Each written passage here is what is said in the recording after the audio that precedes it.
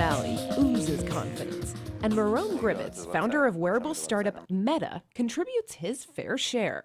I want to change the way we use computers, and I think I have a really compelling vision of the future. A lot of people are buying into it.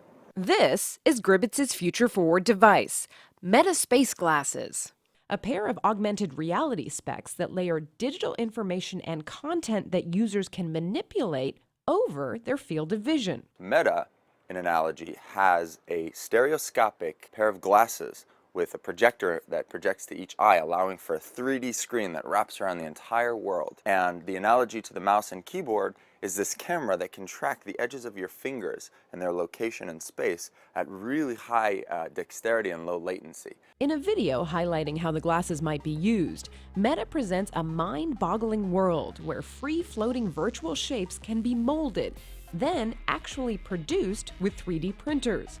And details like names and job titles pop up as you meet people. Watching this, it's easy to be awed, yet also hard not to be skeptical.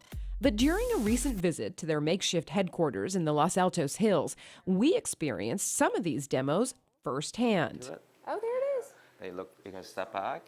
With backing from venture fund Y Combinator, Meta is off to a strong start. It's received pre-orders from 1,300 developers that want to get their hands on the glasses. Architects looking to create 3D models collaboratively.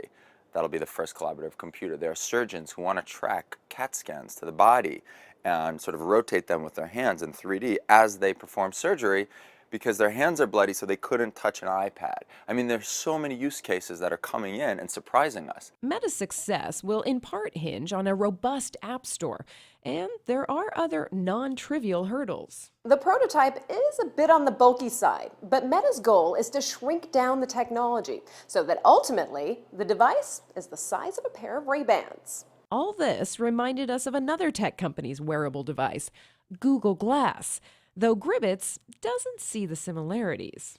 We're not competing with a multi-billion-dollar company. They create a very different type of device than ours. So their device is what I call a notification machine, okay? It's a small screen in the corner of your eye that you can only interact with your voice or by swiping the side of your head. Meta bills its device as a natural machine that's more intuitive. We use the thing that has evolved to manipulate your environment, namely your hand, and it's just so much more immersive than Google Glass.